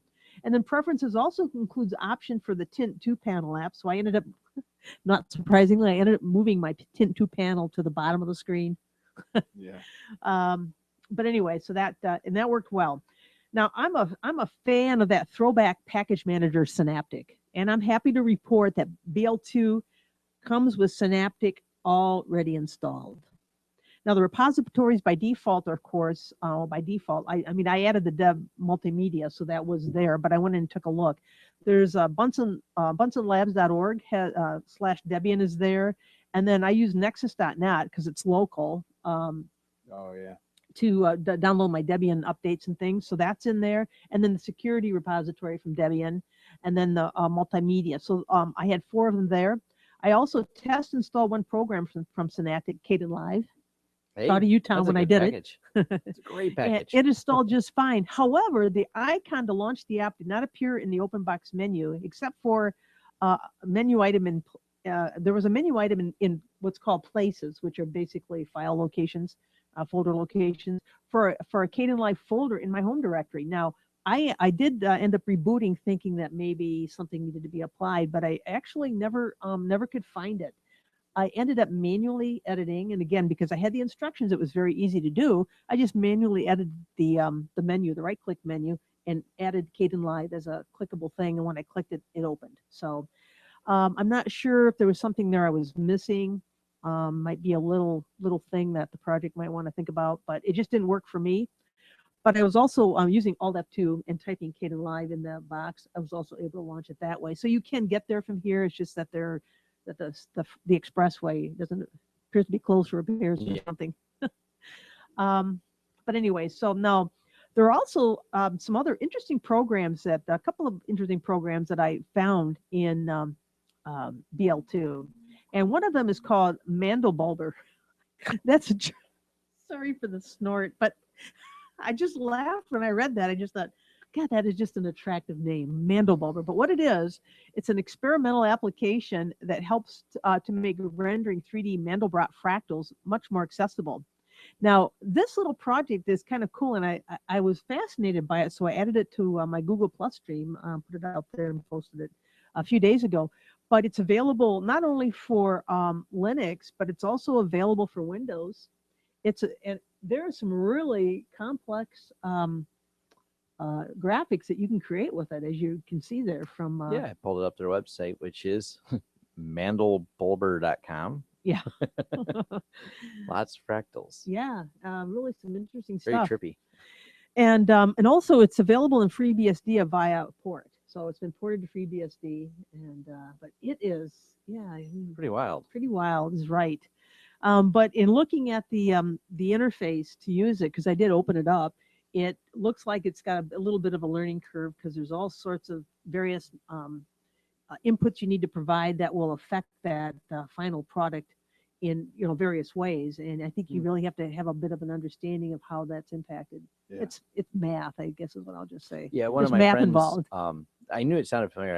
I have a friend who's Yeah. goes a little over the top with this. He's actually bought server time on render farms to render the sizes he wants because he prints them in large scale at full Wow. DPI. Really? So, yeah, when you don't have enough computers, you spend money on a render farm to design these because that's his hobby. Yeah. Wow. Just Yeah. pay for what you use, I guess. Yes. Well, that can be helpful. So I could see how how this program could be used to render backgrounds for games and different things. So It's pretty slick. yeah. So anyway, that's again. I'll say that name one more time. Mandelbalber. It's German. All right. There was another one on there too. Have you guys heard of Catfish? No. No, okay. real quick about the Bunsen. I like their logo with the flame, referring Mhm. to Bunsen burner. But I was hoping that Dr. Bunsen Honeydew from the Muppets would be there. Oh, yeah. That's who I think of when you say it. Sorry, Sesame Street messed me up. Yeah. Bunsen? Yeah, you mean Dr. Bunsen Honeydew. Yeah. Right. Oh, anyway, but getting back to Catfish, Catfish is a file searching utility, and it uses the search engines that are already at your disposal. So what it does, instead of creating, taking like a MySQL index and building one after it scans your hard drive, what it does is it uses locate and where is, and those databases that already exist on the system, and you just simply, I think it's the find and locate databases, Oh, database indexes. Yeah, so it then uses those. So That should make it a little bit faster then. yeah, I didn't really play around too much with this, but I thought the concept was kind of nice and efficient rather than just again recreate the wheel, take advantage of the other wheels already there. So anyway, so my rating overall, I was impressed with Bunsen Lab Linux. It's clean, efficient, and ready for prime time. I think anybody who liked Crunch Bang and liked that kind of efficient desktop is going to like Bunsen Labs Linux. So Awesome. yeah, I was impressed with it. I really was. So Very cool. yeah. So that's my fresh looks. All right. Well, thank you, Mary. Hey, you're welcome. You're welcome. So anyway, we can talk about anything else we want to talk about. Any fresh looks on anything else? On my desktop, I'm going through and rebuilding some of the machines Mhm. I'm running for like my file server and my own cloud. Mm-hmm. I'm going to build out VMs and just run them on my PC, and that way I only have one computer running for all the time instead of 3 different computers. Oh yeah. So I was in the middle of doing my own cloud setup, and I have an SSL cert that's self-signed. Mm-hmm. So I just copied it over from the old computer to the new one, and It bombed. yeah, Apache is bombing on me, like won't start. But when I turn off the SSL site, you do like sites enabled or sites available. Mm-hmm. When I turn it off, then Apache starts with fine. Did it take like a fingerprint or a footprint of the system that it was originally created on? Because you said you moved it, Right. and maybe No, it's not matching up. That's possible, but I don't think so. I mean, certs should be able to be copied from one place to another because that's how, like a CA, they create the cert and send it to you.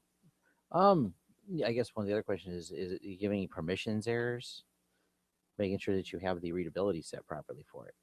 Oh yeah. Yeah, I'll look into that. Because if you set it like writable by others, it bombs. Oh yeah. I've done this exact Really? thing, Oh, and I okay. learned how to break Apache in an interesting way. Right. Cool. Yeah. You I'll look clever into guy. that. Sometimes it's simple things like that I overlooked. Because I did the same thing when I moved servers over and copied the cert over without creating a new one. Even though it's self-signed, I'm like, oh, I got one and everything Yeah. accepted it. Let me just Yeah. move it over. Right. Well, there. So try that and report back. I will. I've taken a more in-depth look at SyncThing. SyncThing replaces proprietary sync and cloud services with something open, trustworthy, and decentralized. We talked We a talked little bit about bit that. about it because I You got started more playing for with us. it. Oh yeah. I need a fresher look. So they have SyncThing Core, which is the command line interface which is all driven by Web UI. So the default install on Linux, Windows, Mac, FreeBSD, Solaris, you name it, they have a version for it. They all start with a standard CLI, and then you log into a web interface, localhost, and port number. There's a few different projects. This is what I wanted the testing on. There's some GTK projects out there, so it gives it a nicer, cleaner interface to make things easier to do on both Windows and Linux. To say, hey, check this box. It'll start on boot and things like that. There's ways to do it, of course, with the command line, but not everybody's really prepared to go in there and create an init script and add that to the startup. So they have some tools that make that a lot easier, which is kind of cool. I don't know why they're not directly available on the Sync Things site, but they link to them. So I'm just not surprised they're not rolled right into the project. But it works really well. It even has a phone app, and it has QR codes to scan. So they kind of copied Steve Gibson's scroll idea. So, you want to set it up on here? Just scan the QR code. It pulls it up through the web interface, and you scan it with your phone and can. I didn't use that feature, but it's kind of what it's for, which is kind of cool. But if you want a decentralized peer-to-peer system, you can set up, if you want, one dedicated server that's on all the time, and then share with all of your friends and sync it. Or you can just say, me, you, and we'll all just sync up, and whenever we're online, it'll figure it out. It does it both ways. Centralized server or decentralized. Also supports auto discovery, granular permissions, granular folder permissions of who you share with. This solution may work for one of my clients that does not want to go for the cloud because of some issues they have. One, with bandwidth, and two, one of their big problems is they just create these massive files. So it would cost them a lot of money to go with a cloud syncing solution. They have terabytes of design files. Oh, wow. And so they're looking at this as a possible option. So when they take the laptop is in the building, it just syncs up with all the design computers. When they take it on site, it has the full database there all the time. Any changes they make will just be resynced to the internal share, and there's no cloud portion necessary for that. That is pretty nice. Yeah, I can see that for small teams to do collaboration. That would be really nice. Like you're saying, that. Yeah, and if you're security conscious and you go, I don't know that I want Dropbox to have all of my files and a copy of everything, or any of the file syncing companies, you're doing it completely internally. It's got its own security certificate. So even if you are passing across the open net, it is it's encapsulated security. Very cool. I'm sorry, Tom. I may have missed this. As far as let's say you're in location A and you've got a computer in location B, and they're part of that system, how does it find it? I mean, do you have to manually invoke something? There's two different ways to do it. If you're running it internally in network, you're gonna have to manually invoke and say, you'd say, okay, well, you use web interface to discover the other nodes. But when you're outside, they actually offer a free auto discovery server. So you can actually have an announcer, so you can just find the servers, and at that point you're kind of announcing. But you can turn all that off. That way you can say manually only specify. But one of the ways you can do it with the phone, for example, is if I add it to my phone, instead of using Google or some other service to sync all the photos as I take them on my phone, I load this on here and it syncs to my server in-house. And then you don't have to surrender any of your photos to a cloud service, but you still have that security and backup on your phone that you were looking for. Yeah, that's nice. Yeah, that really syncing the pictures and videos is the biggest thing that I use the phone app for. And I mean, I use OwnCloud, and they do that, but syncing is really nice. Yeah, I kind of like that as a concept. It's competing with OwnCloud in one way, but it's a different product.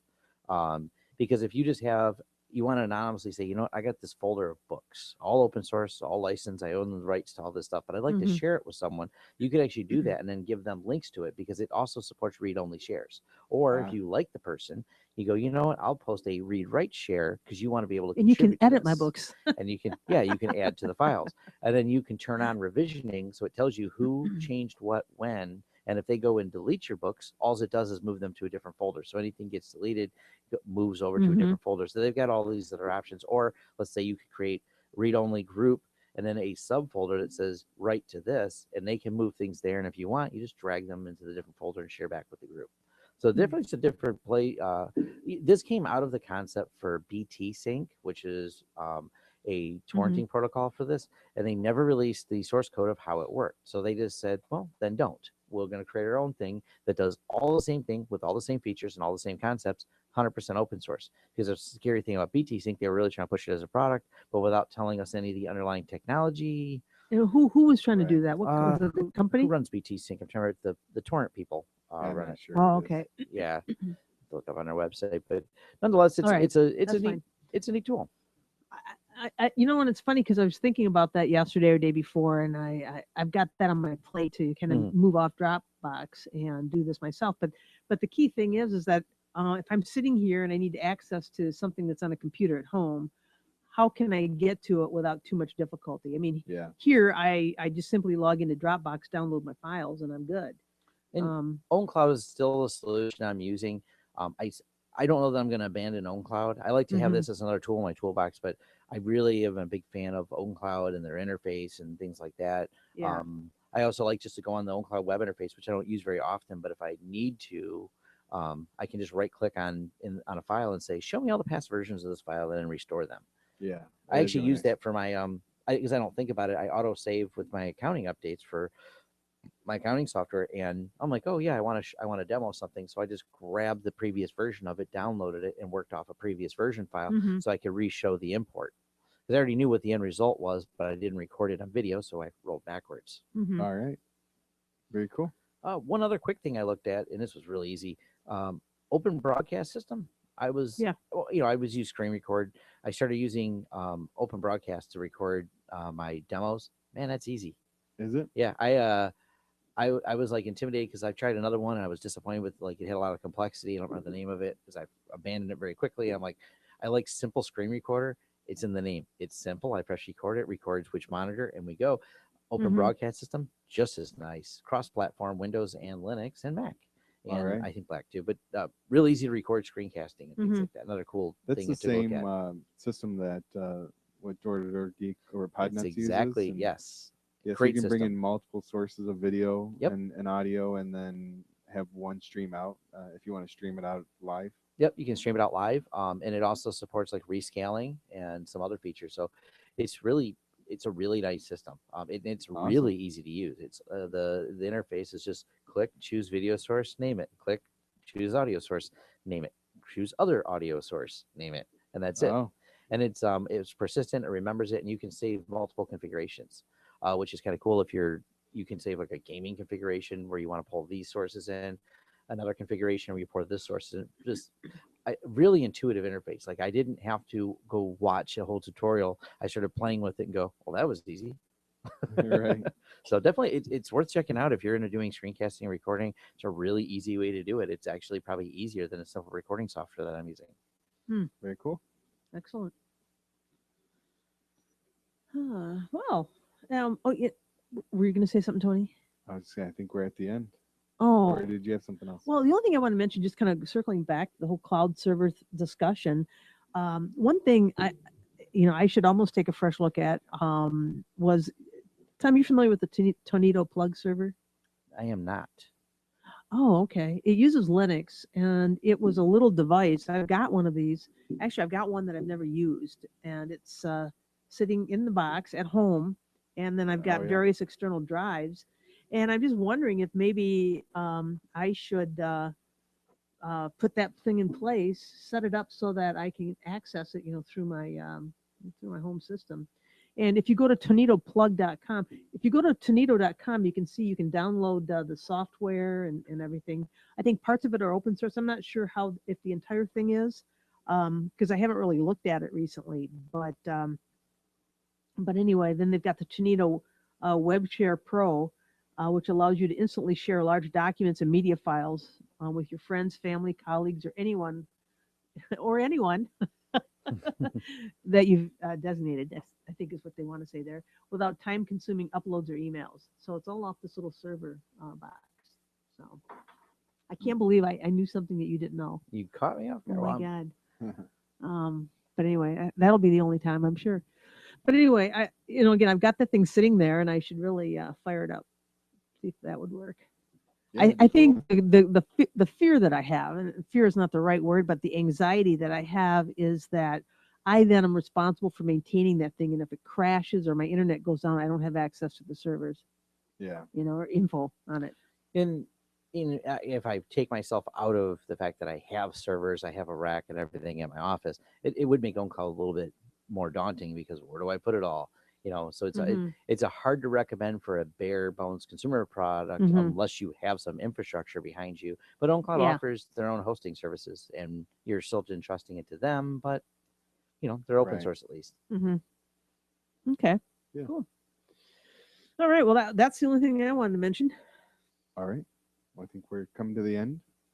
So you've been listening to the Sunday Morning Linux Review. This was episode 167. That's right. Fresh looks, Bunsen Lab Linux.